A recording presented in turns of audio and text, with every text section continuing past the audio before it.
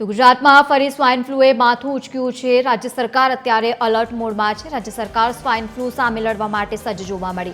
Rajkot civil હોસ્પિટલનું તંત્ર પણ સજ્જ બન્યું છે। સિવિલમાં સ્વાઇન ફ્લૂના દર્દીઓ માટે ખાસ વ્યવસ્થા કરવામાં આવી।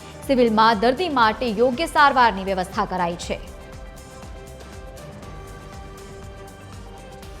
ધીરે ધીરે સ્વાઇન ફ્લૂ પોતાનો કહેર વધાવી રહ્યો છે, ત્યારે રાજકોટ સિવિલ હોસ્પિટલ જે સૌરાષ્ટ્રની મોટી સિવિલ હોસ્પિટલ છે, ત્યાં કયા પ્રકારની તૈયારી છે, અધિક્ષક ડૉક્ટર કમલ ડોડિયા આપણી સાથે છે, તેમની સાથે જ વાત કરવાનો આપણે પ્રયાસ કરીશું। સાહેબ, સ્વાઇન ફ્લૂના કેસો જોવા મળી રહ્યા છે, રાજકોટ સિવિલ હોસ્પિટલમાં કઈ રીતની તૈયારી છે, શું તકેદારી રાખવામાં આવી રહી છે?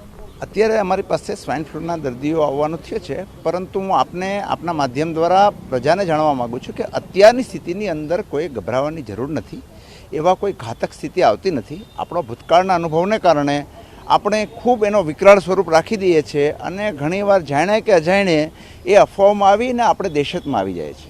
અત્યારની સ્થિતિની અંદર જે આને ટ્રીટમેન્ટ કરે છે એક્સપર્ટ ફિઝિશિયનો, એના પ્રમાણે બધા જ વોર્ડની અંદર આપણા જે જનરલ પ્રોટોકોલ છે એ પ્રમાણેના સેપરેટ રૂમ, આઇસોલેશન રૂમ રાખેલા છે। અને અત્યારે જે સ્વાઇન ફ્લૂના વાયરસ આવે છે એ એટલા ઘાતક નથી કે આપણા માટે કોઈ બીજી વિશેષ વ્યવસ્થાની જરૂર કરવી પડે, પરંતુ અમે આખી civil hospital as a alert mode ઉપર છીએ જ। અને જ્યારે એને દિવસો દરમિયાન એનીમાં જે જરૂરિયાતો પડતી જશે એ પ્રમાણે સેપરેટ જે કંઈ વ્યવસ્થા કરવી પડતી હશે એ કરશું જ, પરંતુ અત્યારે દહેશતમાં આવીને કોઈ અલગથી કરવાની જરૂરિયાત નથી જણાતી।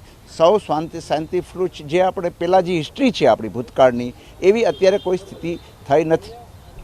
તો આ હતા સિવિલ હોસ્પિટલના અધિક્ષક, તેમણે કહ્યું કે સિવિલ હોસ્પિટલ છે તેના માટે સજ્જ છે, દર્દીઓ આવશે તેના માટે સ્પેશિયલ ડૉક્ટરો પણ છે, કોઈ પણ જાતની મૂંઝાવણ જરૂર નથી, પરંતુ તકેદારી રાખવાની ખાસ જરૂર છે। કેમેરામેન રવિ ચાવડા સાથે રવિ મોટવાણી, TV13 રાજકોટ।